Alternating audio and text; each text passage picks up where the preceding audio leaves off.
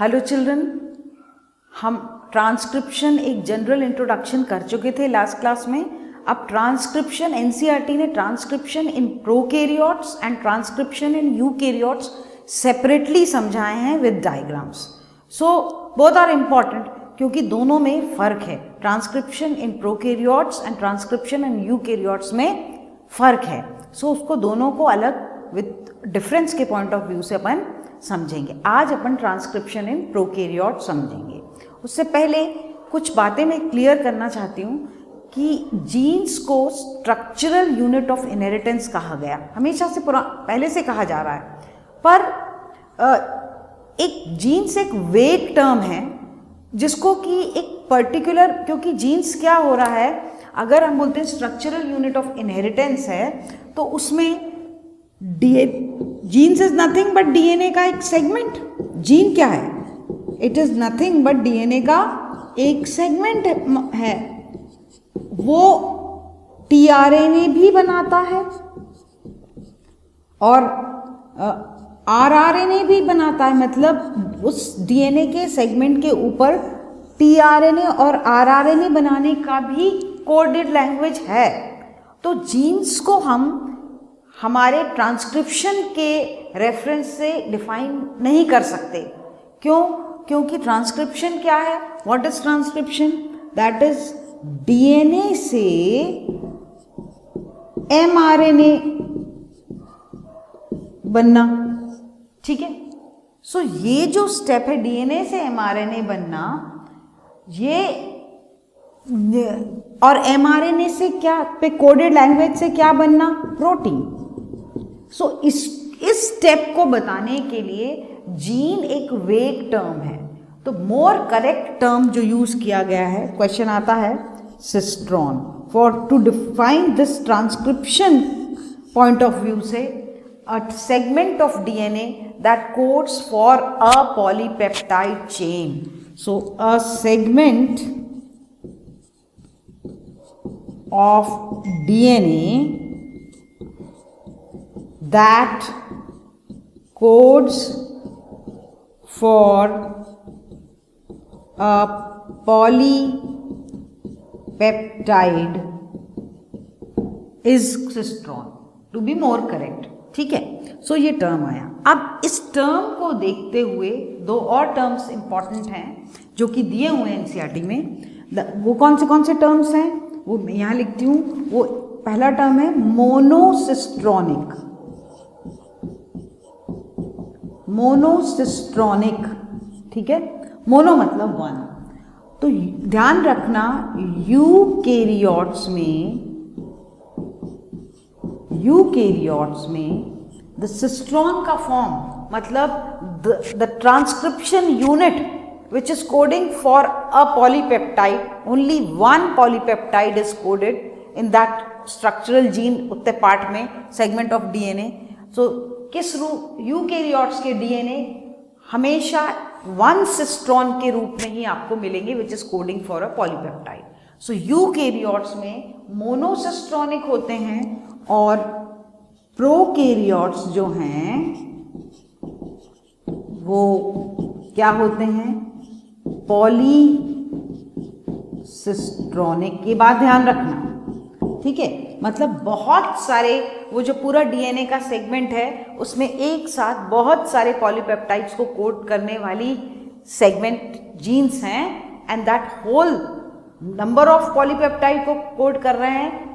ऐसा टाइप का DNA segment पाया जाता है प्रोकैरियोट्स में और बैक्टीरिया में। इसको कहलाते हैं पॉलीसिस्ट्रॉनिक।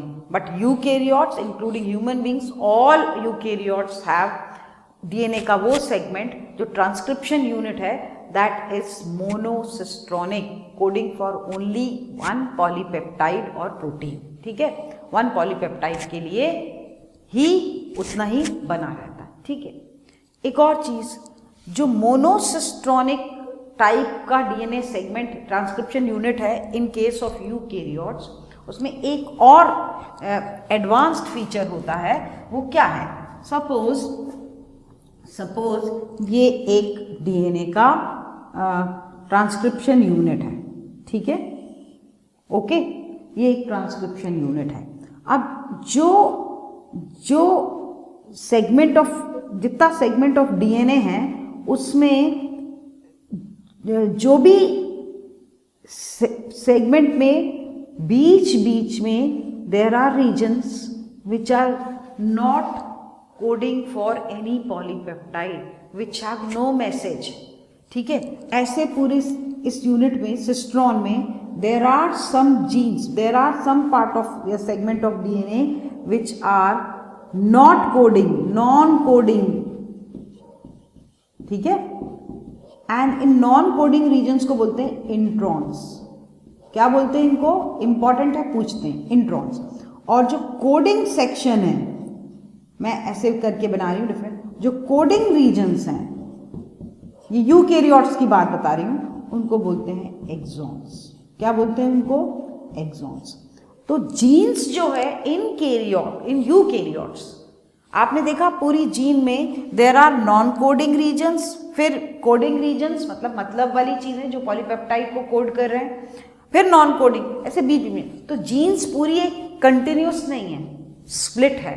ऐसी जीन्स को बोलते हैं स्प्लिट जीन्स। ये सब टर्म्स पूछते हैं, क्या बोलते हैं उनको, split jeans.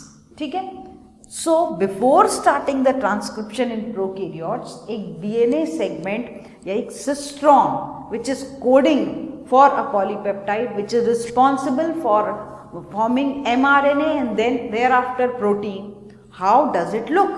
So monocistronic, polycistronic, monocistronic maybe eukaryotes, maybe it is introns and exons are there. Not the whole DNA segment is coding continuously. There are few areas which are non-coding और उनको बोलते हैं introns. ठीक है, और exons जो है वो coding regions हैं, मतलब का कोई पॉलीपेप्टाइड के लिए मैसेज है। Clear? So with that, now we will start with transcription in prokaryotes. Now for transcription in prokaryotes, most important thing, the only enzyme which is performing all the steps of transcription, there are 3 steps. कौन से? Initiation,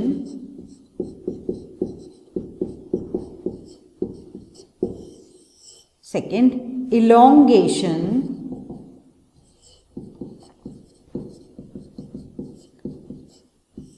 and initiation, elongation and termination। ये 3 steps हैं जो कि एक के बाद एक continuously in prokaryotes they occur, where transcription occur in cytoplasm या साइटोसॉल, कुछ भी बोलिए, क्योंकि न्यूक्लियस जैसी कोई चीज तो it is in the cytoplasm और cytosol. Now for initiation, elongation, termination, for all the 3 steps in prokaryotes, only one enzyme is required, that is, I have made in green, it is RNA polymerase। कौन सी enzyme है, RNA polymerase। And you know RNA polymerase will make a new chain of RNA। कौन सा RNA, messenger RNA। ठीक है, और messenger RNA भी कौन सा, always in 5 prime to 3 prime direction. तो इसीलिए टेम्पलेट स्ट्रैंड ब्लैक वाला होगा कि ब्लू वाला होगा, ब्लैक वाला होगा। Template will always be from 3 prime end to 5 prime end. So black one will be, मैं अपन ट्रांसक्रिप्शन यूनिट लास्ट सेशन में बता चुकी हूं मैं। So this will be template strand. ठीक है ना। इनिशिएशन जो होता है, आरएनए पॉलीमरेज, ये डीएनए डबल हेलिक्स है, उसके ऊपर, पूरे के ऊपर, not only on the template strand, it's a big enzyme, it's a number of factors are there, it's a holoenzyme, पूरी वो यहाँ फिक्स हो जाती है। किस पे, टेम्पलेट स्ट्रैंड पे। ओके, टेम्पलेट स्ट्रैंड के ऊपर इसको भी कवर करती, दोनों को कवर करके ये फिक्स हो जाती है इनिशिएशन में। और जब वो फिक्स होती है, now it has to form a new mRNA. Initiate करने के लिए जब फिक्सेशन होता है तो वो अपस्ट्रीम मतलब इस डायरेक्शन में थोड़े से पहले अपस्ट्रीम कितना -35 न्यूक्लियोटाइड्स पहले, कितना -35 मतलब अपस्ट्रीम डायरेक्शन में, इसलिए -0 के इधर माइनस, तो समझ लो इधर से पहले ही जाके फिक्स हो जाता है, ठीक है। और -9 के करीब वाला जो हिस्सा होता है न्यूक्लियोटाइड्स का, इफ यू काउंट अपस्ट्रीम, उस उतने पोर्शन -9 और -10 वाले पोर्शन में बहुत फास्ट फिक्सेशन हो जाता है with the double strand of DNA. Fix तो हो जाती है अपस्ट्रीम -35 पहले से, it's a big enzyme, and जब -10 वाले एरिया के न्यूक्लियोटाइड्स आते हैं अपस्ट्रीम, वहां और ज्यादा फास्ट फिक्सेशन हो जाता है। एंड जब ये होता है, सो फॉर इनिशिएशन, ऐसे नया mRNA शुरुआत ही नहीं हो सकता अनटिल एंड अनलेस यहाँ पर कौन सा फैक्टर हेल्प न करे इनिशिएशन के लिए। This is the sign and it is called as sigma factor. क्या बोलते हैं इसको? Sigma factor. So sigma factor आके पहले -35 अपहिल अपस्ट्रीम जो है ये लग जाएगी एंजाइम जहाँ से भी ट्रांसक्रिप्शन होना है, फिर उस पे आके लगता है सिग्मा फैक्टर। कोर एंजाइम बीचों बीच कौन सा फैक्टर अटैच हो जाता है? Sigma, which will initiate the process of transcription. Now this will RNA polymerase will move in 5 prime to 3 prime direction. तो जैसे ही मूव करेगी द सेकेंड स्टेप इलोंगेशन, मतलब वो ये बढ़ता जाएगा। जब ये आके लगेगी तो एक और चीज फिक्सेशन किया, स्टार्ट किया, and the another thing what RNA polymerase does is opening the double helix. ये काम भी RNA पॉलीमरेज करती जाती है साथ साथ, इनिशिएशन के साथ साथ it will open the double helix जहां भी ट्रांसक्रिप्शन होना है।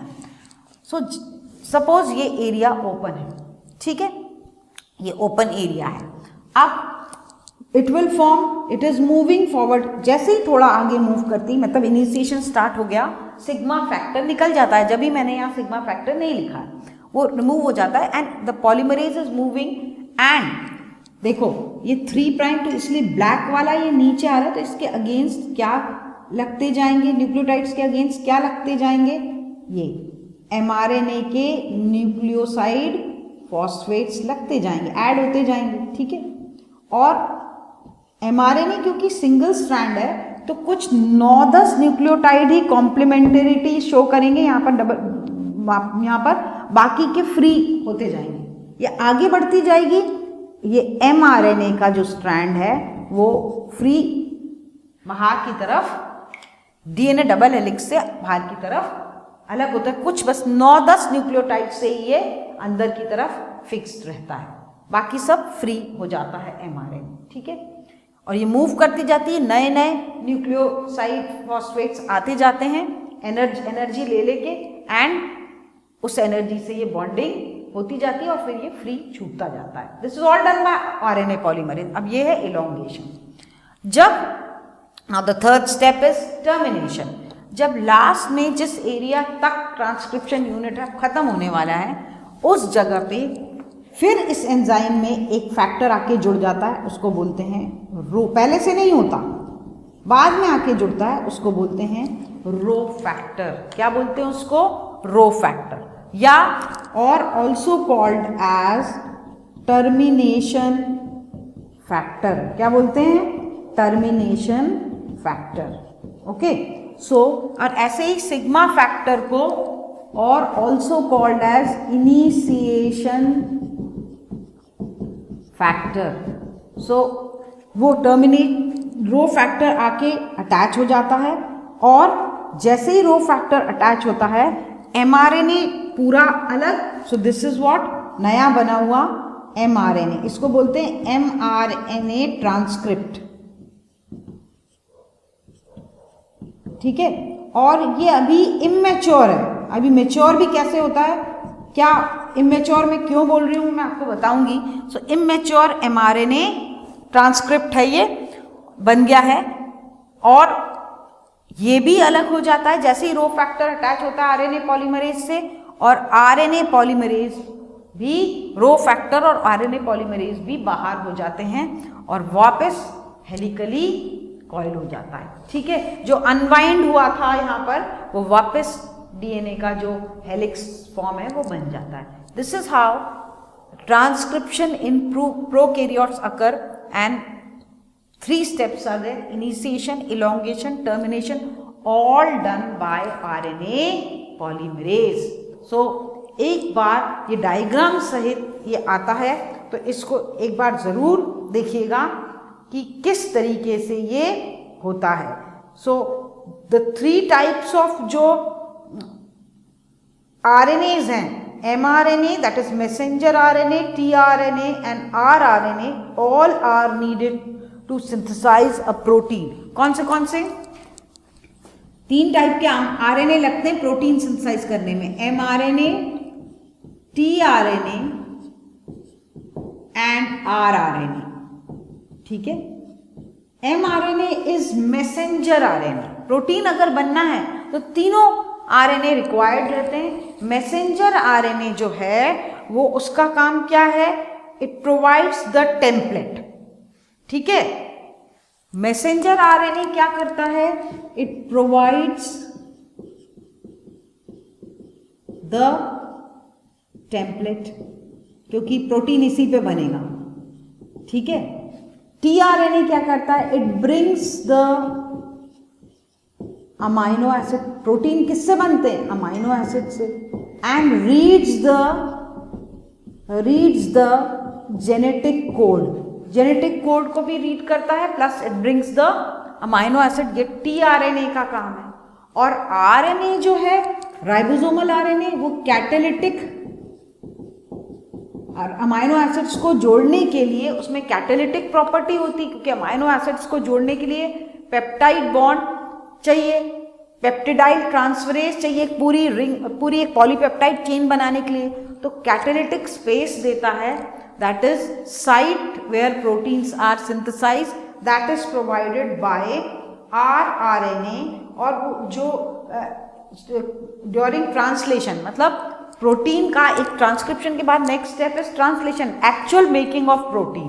तो वहां पर जो ट्रांसलेशन का साइट है that is provided by rRNA और एक कैटालिटिक एक्टिविटी भी शो करता है। So all the 3 RNAs are required after transcription for making for synthesis of protein. ठीक है, now you have to remember the RNA polymerase, it is only single enzyme DNA dependent RNA polymerase, जो मैं पहले ही discuss कर चुकी हूँ। और it binds to the promoter and initiates transcription, binds to the promoter site transcription unit हम पहले ही देख चुके हैं, है ना।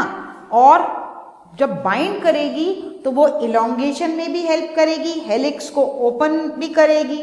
और आरएनए जो है वो पूरी शॉर्ट स्ट्रेच ऑफ आरएनए ही मैंने बताया वो जुड़ा रहता है, बाकी सब फ्री एंड बाहर निकलता रहता है। और एक क्वेश्चन आता है, how is the RNA polymerase यानी ability to catalyze all 3 steps, initiation, elongation, termination, आपको मालूम है with the help of sigma and rho factor. ठीक है, sigma and rho factor. One more thing, क्या है आरएनए प्रोकैरियोट्स में जब मैसेंजर आरएनए बनता है तो ये जो इमेच्योर जिसको मैं ट्रांसक्रिप्ट बोल रही हूँ प्रोकैरियोट्स में, मैं इसको इमेच्योर प्रोकैरियोट्स में नहीं बोल सकती, प्रोकैरियोट्स में जैसा एमआरएनए बना, ठीक है, जो भी एमआरएनए बना ट्रांसक्रिप्शन से, वो directly it can synthesize protein directly, it can synthesize, क्योंकि न्यूक्लियस के अंदर है ही नहीं, nucleus it is present in the cytoplasm. तो कई बार देखा गया है कि ये वाला स्टेप मतलब पूरा एमआरएनए फ्री निकला भी नहीं है, और साथ ही साथ यहाँ पर साइटोप्लाज्म में इन प्रोकैरियोट्स क्या ट्रांसलेशन शुरू हो जाता है। क्या शुरू हो जाता है? ट्रांसलेशन मतलब प्रोटीन का बनना, transcription is going on and at the same time translation also is going on in case of remember only prokaryotes, because यहाँ पर जो mRNA बनेगा उसमें कोई स्प्लिट जीन्स नहीं है, इंट्रॉन्स एक्सॉन्स नहीं है, तो उसको काट छाट की रिक्वायरमेंट नहीं है, वो जैसे ही बनता है it is ready for making a protein, मतलब ट्रांसलेशन आगे का। तो कई बार प्रोकैरियोट्स में दोनों स्टेप्स, मतलब ट्रांसक्रिप्शन आधा चल ही रहा है, एमआरएनए आधा बाहर आया और यहाँ पर शुरू हो गया, this is in the cytoplasm, यहीं पर प्रोटीन का सिंथेसिस भी साइमल्टेनियसली शुरू हो जाता है। So this was about the transcription in prokaryotes. Remember the 3 steps, remember the enzyme, remember the sigma and rho factor, and how mRNA is formed. Simple, but you have to learn it wisely according to the sequence. Next class में हम करेंगे transcription in eukaryotes. Clear? So till then, thank you so much.